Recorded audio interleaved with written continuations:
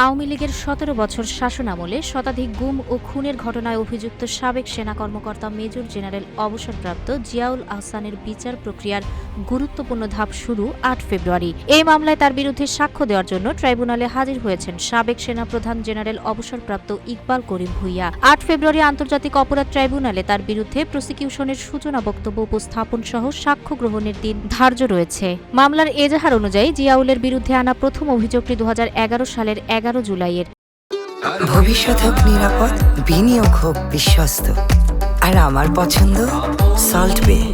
Welcome to salt বে।